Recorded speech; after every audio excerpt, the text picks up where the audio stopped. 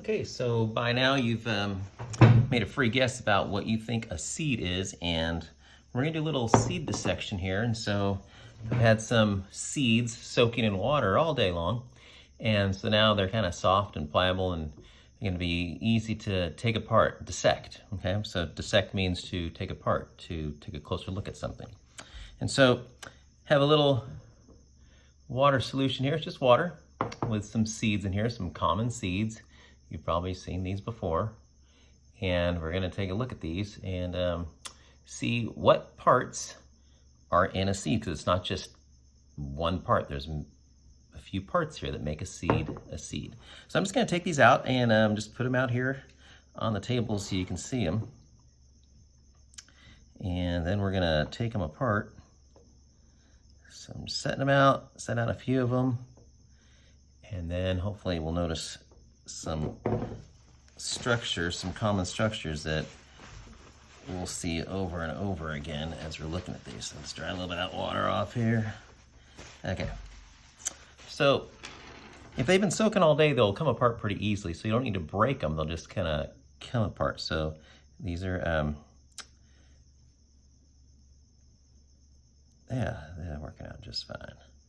So using these marvelous forceps called fingers to take them apart. So this outside covering we'll just put off to the side there. And then we'll see if we can get this seed to come apart here. Oh yeah, look at that. Nice two pieces. And we'll do another one. This coating comes off pretty easily.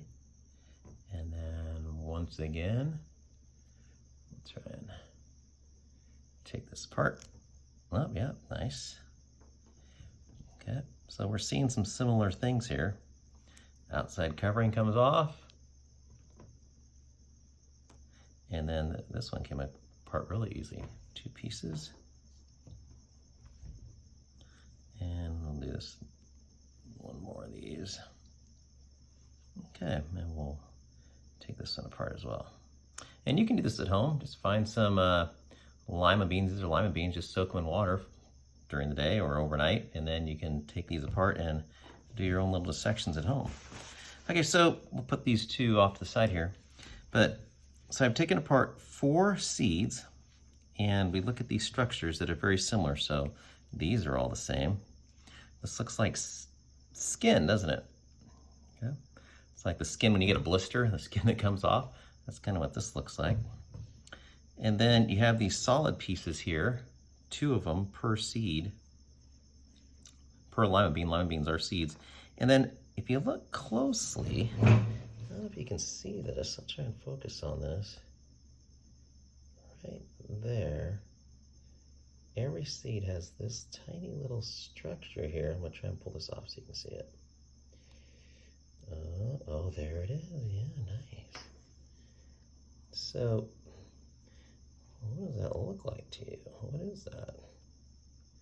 I'm gonna find out what this is. And every one of these seeds has these same parts. So I'm gonna kind of organize them by parts.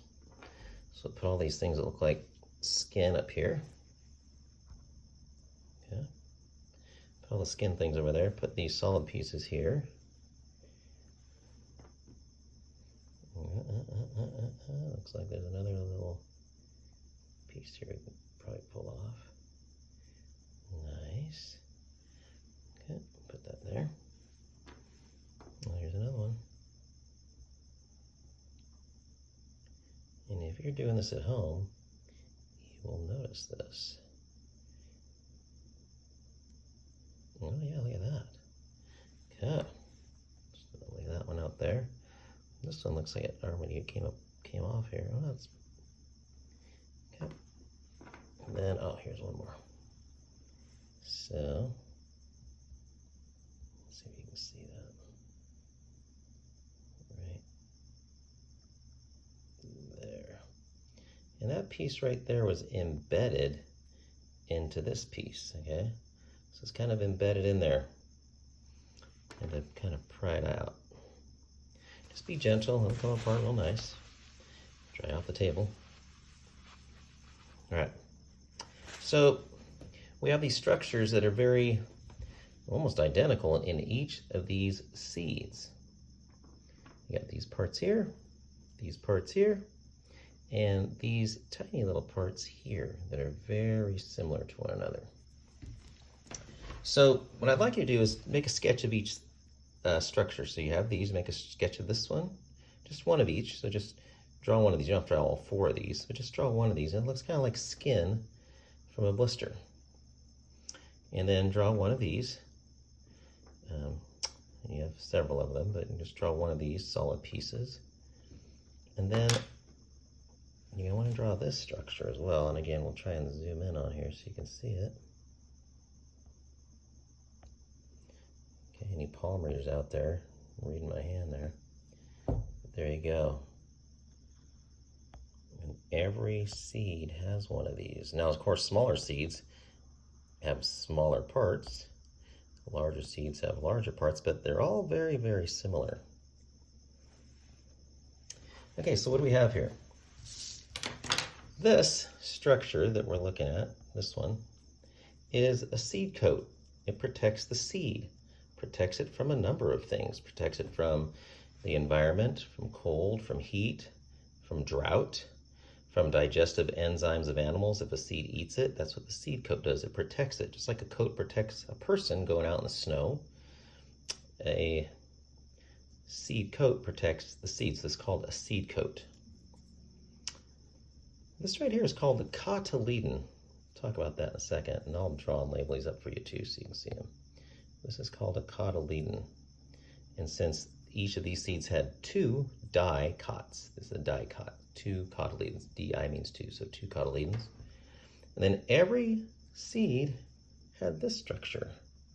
And this is actually 3 different structures. And we'll take a look at this. So all plants, or most plants, have 3 things in common, 3 structures in common: roots, stems, and leaves. So this is actually a little tiny baby plant. There's an embryo root, a baby root, an embryo stem, baby stem, and then this structure right there, those are called the first leaves. There's a little leaf there. And so we have embryo root, embryo stem, and first leaves. Every seed contains a baby plant. Don't know if you knew that or not, but every seed contains a baby plant, a protective coating, and cotyledon. And a cotyledon is stored energy. Stored energy. The baby needs this stored energy to grow. And so as the baby plant is growing, it's using the stored energy in this cotyledon. And these leaves, first leaves, were embedded in this stored energy. And so the baby plant absorbs energy from this cotyledon, this seed part, and turns it into energy to make more cells. So the embryo root grows larger, the stem grows larger, and the leaves grow larger. And by the time a plant uses up all of the cotyledon, a baby plant uses up all the cotyledon, the leaves are now breaking the surface of the soil and can absorb sunlight and start photosynthesis, making energy for itself to start growing larger and larger and larger. Okay, more cells, bigger plants, right? So plants grow by making more and more cells. All right, so every seed contains a baby plant, a seed coat, and stored energy. All right, I'm gonna make some drawings for you and we'll compare them to what you have. So sketch these all out and we'll compare in just a moment.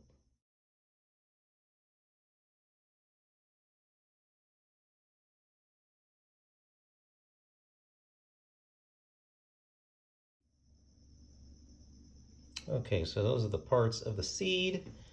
And what I want to do is kind of draw out, what's going on when we plant a seed in the ground.